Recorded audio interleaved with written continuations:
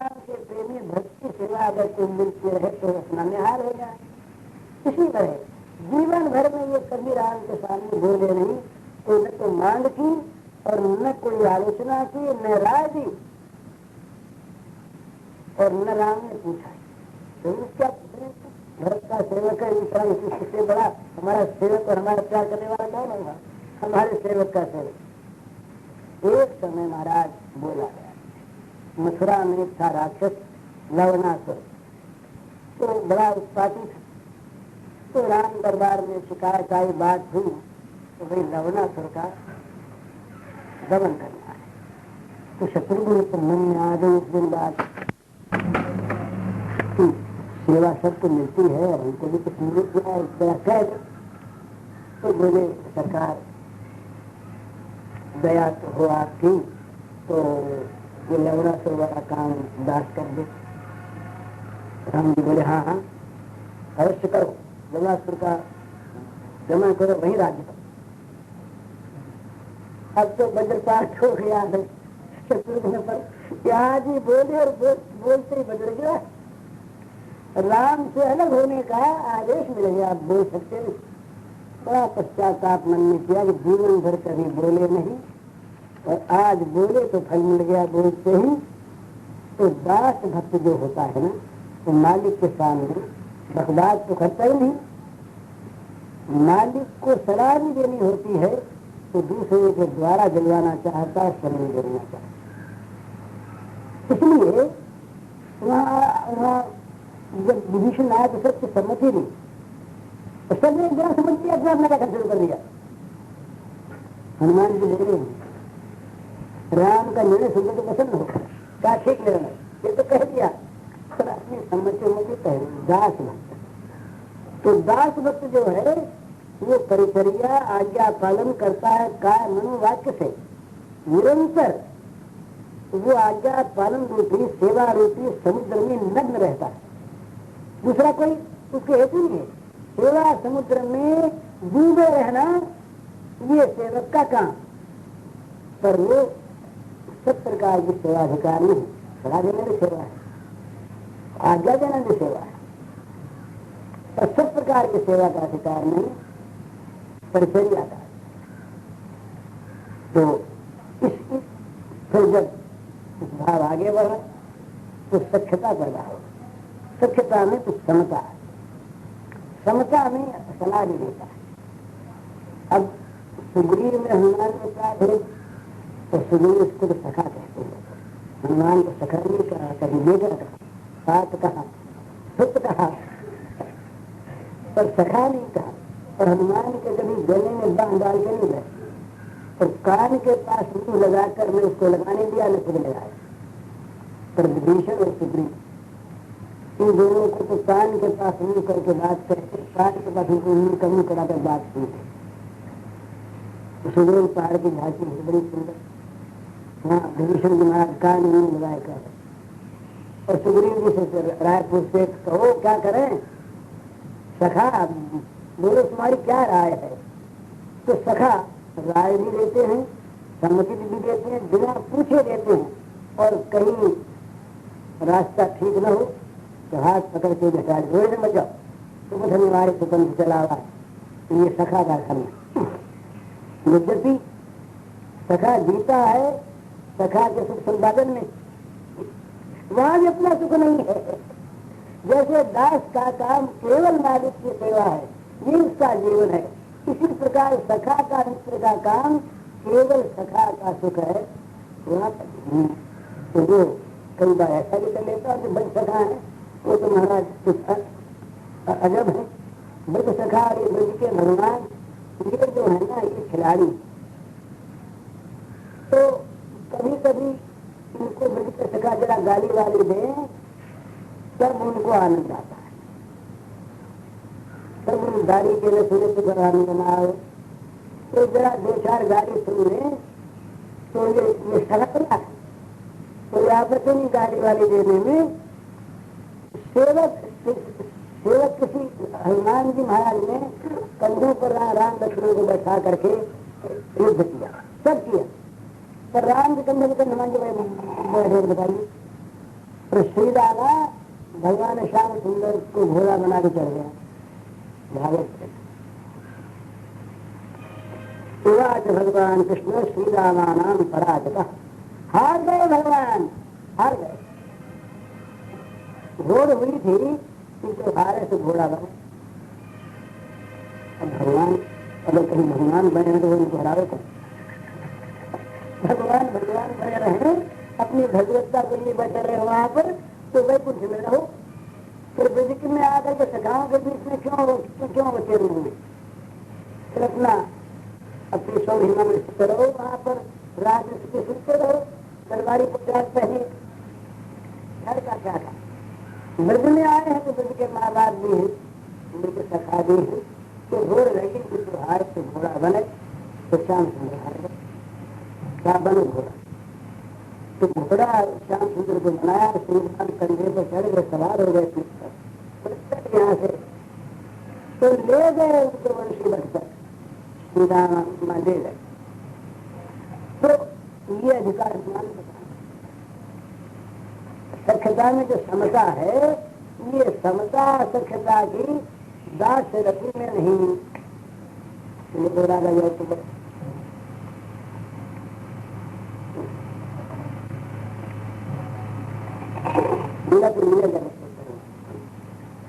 तो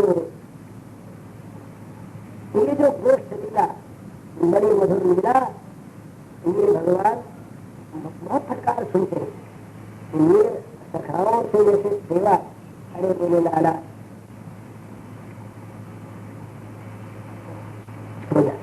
बहुत देर रह गई, सब देर हो गए, तो गोद में सुला देते। तो सुबह में कहा गोद में सो जाए, उससे सो। तो दूसरे में आकर के पेड़ का पत्ता दिया, हवा खाने का, बिजली का पंखा था, करने पड़ा। तीसरा पल के बाद सारे काम करें, पर कई लोग कृष्ण मालिकी लगाने लगे तो कान पकड़ के बाहर निकाले, कान पकड़ के बाहर निकाल दे कि ये मालिक बनने आया है। अरे सखा है, तुम तुम्हारी सेवा भी करेंगे, खिलाएंगे भी, सब करेंगे, पंखा भी झल देंगे, मिट्टी भी भर देंगे, पर कभी काम पर तो हमारे भरनी पड़ेगी। सरल सखा है ना, सरल थक जाए तो भरना, तकलीफ नहीं देनी, तकलीफ नहीं देनी, लेकिन बराबरी करना। तो ये सख्य रस में समता रहती। सख्य रस में भक्त हैं तो सख्य रसाक्रांत चित्त से भगवान के प्रभुत्व को नहीं मानते, वहां से बराबरी को मानते हैं। अर्जुन ऐसी करता था, तो देखा काल को तब डर के बोला, नहीं तो अरे सका, हे कृष्ण, हे यादव, हे सखेती, अपनी बात कह गया अर्जुन। तुम्हारा करना है इनका, आप ऐसे इतने बड़े, आप ये है, मैं तो मानता था आप मेरे से कहीं सोचते, तो माफ करना प्रिया मुझे तो तुम, अरे जैसे बड़े माफ करते हैं, माफ कर देना, मेरी बड़ी भूल हुई। भगवान ने कहा ये रस भंगी हो गया, माते जैसा माते बोले, अरे क्या कहने लगा, वही मित्र आए तो गले में हाथ धन दिया। तो सख्य रस में बराबरी करना, वहाँ पैर पूछते हैं तो पैर पुजवाते भी, कोई मन में भय नहीं, आशंका नहीं, डरते नहीं हो कि भाई ये भगवान है तो भगवान बाकी में आ सका, परंतु सखा दंड नहीं है। सखा प्रेम का, सख्यत्व का जो शासन करते हैं, पर ये शासन नहीं कि बच्चा कहीं बिगड़ गया तो ठीक नहीं, तो भगवान को हीन समझे अपने से, ये बात सखा में नहीं आती। छोटा बच्चा है, समझता क्या है, अभी भोला है, निर्बुद्धि है, कहीं आग में हाथ डाल देगा, कहीं सांप को पकड़ लेगा, कहीं कांटे में जाके गिर जाएगा, कोई बजले की सांस पकड़ता कोई बगड़ा छोट मार देगा। ये तो मूर्ख है, बच्चा है, जिसको क्या होश है, तो मानेगा, चारों तरफ चौकन्नी रहती है कि ये बड़ा बुद्धू, बड़ा चपल, न मालूम कब क्या कर बैठे, बुद्धि उद्धि तो है नहीं अभी इसमें। तो शासन में रखती है, संभाल रखती है, रक्षा करती है, स्नेह से पालती है और समय समय पर सर्जन कारण मारण भी करती है। खबरदार अंग्रेजी दिखाती, खबरदार ऐसा किया तो तमाम खबर ले ली जाएगी कि तेरी सारी शरारत निकाल दूंगी मैं। ऐसा अच्छी सीख देनी चाहिए ना, बच्चे को सीख न दे, खाली लाड़ी लाड़ कर तो बच्चा बिगड़ जाए।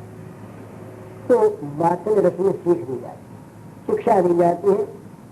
तो कहते हैं कि दाम बंधन लीला, भागवत की दाम बंधन लीला ये वात्सल्य प्रेम रथी यशोदा मैया के वात्सल्य का एक समुज्वल दृष्टांत है। लाठी भी हाथ में ले ली, डराया भी, धमकाया भी, पकड़ने के पीछे दौड़ी भी, उखल से बांध भी लिया। कौन सी बात बाकी रही? डराने और लाड बांधा क्यों? वो लोग कहीं गुस्से में आके जंगल को भाग गया तो, और अपने घर का काम भी करना है, कि मांगेगा थोड़ी देर के बाद खाने को, तो बिना बनाया शेरों को तो कोई है नहीं, सबको भेज दिया बाहर, तो मांग लेगा। तो और ये इतना चंचल है कि काम करने देगा नहीं, रहे थोड़ी भाग जाएगा। गुस्से में आ गया आज खिजी विजी में, तो कई जंगल में भाग गया तो मुश्किल, और पास बढ़ी रही तो घर का काम कौन करे? तो कर मुखल से बांध दे, बच्चा है वह बना पड़ा रहेगा। इस प्रकार से वात्सल्य भाव में, तो वात्सल्य में सख्य भी है, वात्सल्य में दास्य भी है। माँ जितनी सेवा करती है बच्चे की उतना दास नहीं करती। किसी भी दाई ग्वाले को रखो, चट्टी धोने का काम माँ की तरह से कोई करता ही नहीं। बीमार गंध आ रही है, दुर्गंध ऐसे बच्चे को हृदय के लगाकर माँ के समान कोई सेवक सेविका सोता ही। तो माँ में दासरती है, माँ में अपनी इंद्रियों का सारा दमन है बच्चे के हित के लिए। माँ सोई है, बच्चा जाड़े की मौसम में मूठ में पड़ा, दूसरा कपड़ा है नहीं, तो माँ मूठ में आ जाएगी गीले में, बच्चे को सूखे में कर देंगे। दमन इंद्रियों का दमन, मन का दमन, दासरती और सलाह देना, मित्रता वाली बात पूरी की पूरी, और वात्सल्य शासन भी करना। तो वात्सल्य में सख्य भी है, वात्सल्य में दास्य भी है, वात्सल्य में शांत भी है। पर यहाँ भी सर्वात्म निवेदन नहीं है। वात्सल्य में सर्वात्म निवेदन नहीं है, क्योंकि वात्सल्य में भी कुछ छिपाव है, मर्यादा है, कुछ दुराव है, कुछ सीमा है, कुछ संकोच, संभ्रम और ढंका है। बच्चे के सामने माँ का व्यवहार और पति के सामने पत्नी का व्यवहार, माँ का बड़ा ऊंचा वात्सल्य होते हुए भी संकोच में, शील में अंतर। तो कहते इसलिए जैसे हीन बुद्धि की सेवा करने का अधिकार सख्य को नहीं, दास्य को नहीं, शांत को नहीं, इसी प्रकार सर्वात्म निवेदन रूप सेवा करने का अधिकार वात्सल्य नहीं। अतएव ये वात्सल्य प्रेम की अपेक्षा भी मधुर प्रेम जो है ये सबसे श्रेष्ठ है। मधुर रस की सेवा सबकी अपेक्षा श्रेष्ठ है। और इस क्योंकि इस गुण में, इस रस में भक्त को अबाध रूप से बिना किसी बाधा के, मन औरों में कहीं न कोई बाधा वर्तमान है, धर्म की, नीति की, शील की, मर्यादा की, संकोच की, परंतु ये निर्बाध रूप से भगवान की सर्वविध सब प्रकार की सेवा का अधिकार मधुर में प्राप्त होता है। इस रस के समान किसी रस में सेवा नहीं होती। भगवान के साथ नाना प्रकार के विलास विहार आदि इस रस के सिवा मित्र नहीं होते। तो बहुत सा इसका वर्णन को छोड़ देते हैं। तो कहते हैं कि जो देह में और दैहिक पदार्थों में अहंता ममता भाव रखकर जो संसार में रहते हैं बहिर्मुख जीव, उनकी तो कोई बात ही नहीं।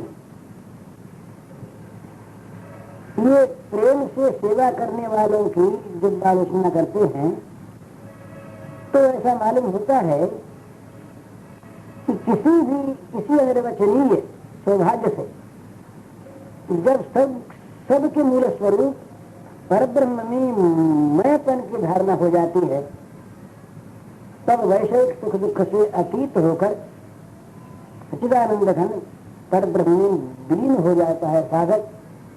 ये ब्रह्माद्वैत की बड़ी ऊंची अवस्था है। वो सब कुछ छोड़ करके भूलकर सच्चिदानंद स्वरूप में सिद्ध हो जाता है। परंतु जो भगवान के लीला गुणादि श्रवण से आकृष्ट होकर भगवान को प्यार कर सकते हैं, वे संसार की सारी ममता को भूलकर भगवान की ममता रस में डूब जाते। वो तो अपनी अहंता भगवान में विलीन कर देते हैं और ये भगवान के ममता रस में डूबते हैं। तो जो भगवान के ममतापन्न भक्त हैं, ये निर्विशेषत्व को प्राप्त नहीं होते, नित्य तो होते हैं, निर्विशेषत्व को प्राप्त नहीं होते, परंतु ममता के आनंद में अपने को खो देते हैं और सेवानंद का आस्वादन करने का सुयोग प्राप्त करते हैं। वो जो ब्रह्म में डूब जाते हैं, तो वो सेवानंद के आनंद की उपलब्धि नहीं कर सकते, रूपानंद भी करते हैं। तो इसलिए भगवान में अहम बुद्धि रूप ब्रह्म भाव में किसी प्रकार का विषय संबंध, वैश्विक सुख, अज्ञान, पीड़ा, दुख न होने पर भी सच्चिदानंद का आस्वादन नहीं है। सच्चिदानंद रूप का है, आस्वादन नहीं है। ब्रह्म भाव अनुभूति विहीन सच्चिदानंद स्वरूप का मात्र है। किंतु भगवान में ममता समर्पण करके शांत भाव से वैश्विक सुख दुखादि उनको जब छोड़ देता तो ये पीड़ा वहां पर है नहीं, पर भगवान में ममता रूप परमानंद का आस्वादन आरंभ हो जाता है शांत रस से ही। तो बहिर्मुख भाव की अपेक्षा बहुत ऊंचा ये ब्रह्म भाव, उसकी मिलान का शांत भाव, और शांत भाव में भगवान में ममता होने के कारण से भक्तों के शांत रस की दृष्टि से ये अधिक ऊंचा, और इससे ऊंचा वो दास रस, श्री कृष्ण की निष्ठा में दास, उससे सेवा प्राप्त होती है। और शांत में और दास्य में जो नजदीकपन नहीं है, सामीप्य नहीं है, वो सख रूप में। तो विषय तृष्णा, कृष्ण निष्ठा और कृष्ण सेवा, ये तीनों सख्य में निसंकोच प्राप्त होती है। वात्सल्य में सख्य के जावतीय गुण विद्यमान होने पर भूमि ज्ञान रूप सेवा अधिकार प्राप्त होता है।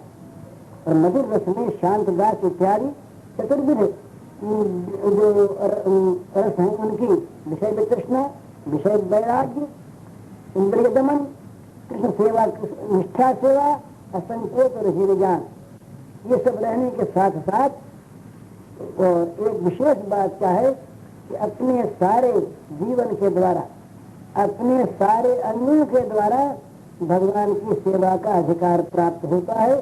परिपूर्ण रूप से कृष्ण सेवा रसास्वादन होता है। परिपूर्ण कृष्ण भक्ति यही प्रेमा होते, यही प्रेमा रस कृष्ण। तो कहते हैं कि परिपूर्ण कृष्ण प्राप्ति इस प्रेमा भक्ति से होती है। तो ये परिपूर्ण रूप से कृष्ण सेवानंद का आस्वादन होता है, इसीलिए इसका नाम मधुर रस है, इसीलिए इसका नाम आज रस है, इसीलिए इसका नाम उज्ज्वल रस है। ये नाना प्रकार से इसका वर्णन आता है। तो और रसों में ये पूर्णता नहीं प्राप्त होती, इसलिए इसकी श्रृंगार रस में पूर्णता होती है। निज निज भावे सभे श्रेष्ठ करी माने, निज भावे करी कृष्ण सुख आस्वादन।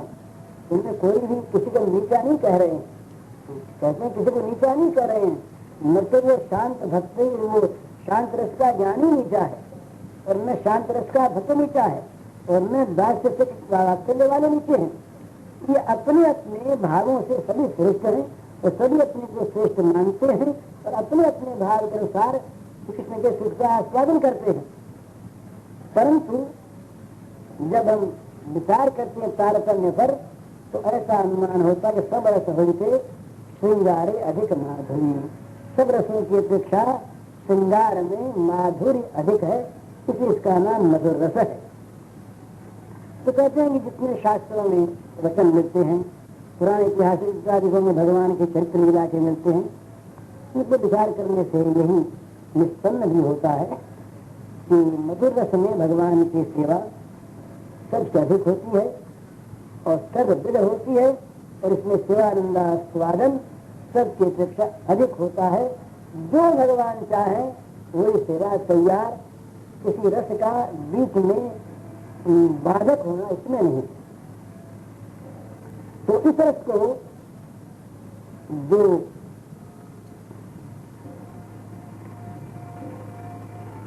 अपने जीवन में उतारते हैं, पूरे भगवान को प्राण वल्लभ कह सकते हैं। तो दास में भगवान प्रभु भक्तदास है या दासी है, रस में सजातीयता सापेक्ष है। समभावात्मक होना चाहिए, सजातीयता होनी चाहिए। इसलिए रस में सखा अथवा सखी मूर्ति का विशेषत्व है। वास्तव रस में भगवान में पुत्र ज्ञान है, इस रस में भक्तगण अपने को एकायोगी पिता माता इत्यादि मानते।